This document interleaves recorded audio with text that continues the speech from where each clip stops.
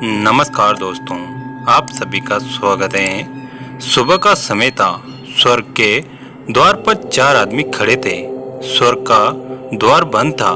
चारों आदमी इस इंतजार में थे कि स्वर्ग का द्वार खुले और वे स्वर्ग के भीतर प्रवेश कर सके। थोड़ी देर बाद द्वार का प्रहरी आया। उसने स्वर्ग का द्वार खोल दिया। द्वार खुलते ही सभी ने द्वार के भीतर जाना चाहा, लेकिन प्रहरी ने किसी को भीतर नहीं जाने दिया। तुम लोग यहाँ क्यों खड़े हो? प्रहरी ने उन आदमियों से प्रश्न किया। उन चारों आदमियों से तीन ने उत्तर दिया, हमने बहुत दान पुण्य किए हैं। हम स्वर्ग में रहने के लिए आए हैं। चौथा आदमी मौन खड़ा था। प्रहरी ने उससे भी प्रश्न किया, तुम यहाँ क्यों खड़े हो? मैं सिर्फ स्वर्ग को झांक कर एक बार देखना चाहता हूँ। उस आदमी ने कहा, मैं अच्छी तरह जानता हूँ कि मैं स्वर्ग में रहने के काबिल नहीं हूँ, क्योंकि मैंने कोई दान पुण्य नहीं किया। प्रहरी ने चारों आदमियों की ओर ध्यान से देखा। फिर उसने पहले आदमी से प्रश्न किया, तुम अपना परिचय दो और वह काम बताओ जिससे तुम्हें स्वर्ग में स्थान मिलना चाहिए। वह आदमी बोला, मैं एक राजा हूँ। मैंने तमाम देशों को जीता है। मैंने अपनी प्रजा की भलाई के लिए बहुत से मंदिर, मस्जिद, नहर, सड़क, बाग बगीचे आदि का निर्माण करवाया तथा ब्राह्मणों को दान दिए। प्रहरी ने प्रश्न किया, दूसरे देशों पर अधिकार जमाने के लिए तुमने जो लड़ाइयाँ लड़ी, उनमें तुम्हारा खून बहा कि तुम्हारे सैनिकों का? उन लड़ाइयों में तुम्हारे परिवार के लोग मरे कि दोनों ओर की प्रजा मरी? दोनों ओर की प्रजा मरी। उत्तर मिला, तुमने जो दान दिया, प्रजा की भलाई के लिए सड़कें, कुएं, नहरें आदि बनवाई, वो तुमने अपनी मेहनत की कमाई से किया या जनता पर लगाए गए कर से? इस प्रश्न का राजा चुप हो गया। उससे कोई उत्तर न देते बना प्रहरी ने राजा से कहा, लौट जाओ।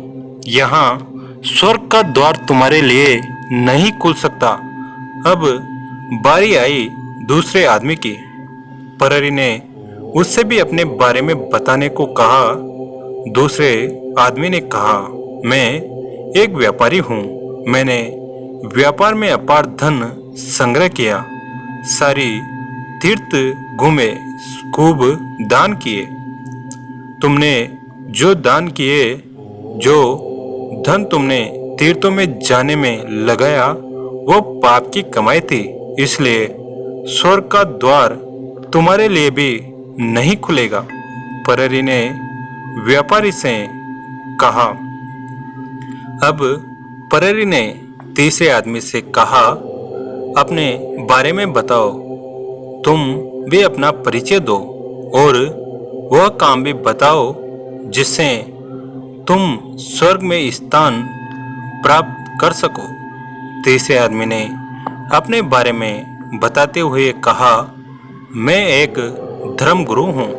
मैंने लोगों को अच्छे अच्छे उपदेश दिए।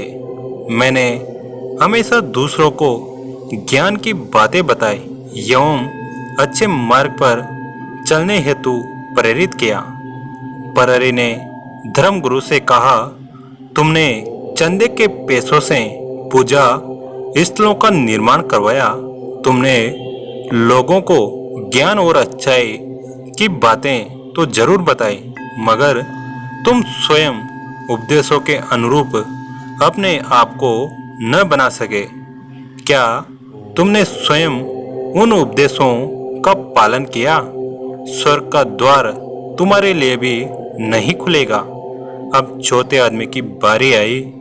प्रहरी ने उससे भी उसका परिचय पूछा। मैं एक गरीब किसान हूँ। उस आदमी ने विनम्रता पूर्व उत्तर दिया, मैं जीवन भर अपने परिवार के भरण पोषण हेतु स्वयं पैसों के अभाव में तरसता रहा। मैंने कोई दान पुण्य नहीं किया, इसलिए मैं जानता हूँ कि स्वर्ग का द्वार मेरे लिए नहीं खुल सकता। परहरी ने कहा, नहीं, तुम भूल रहे हो।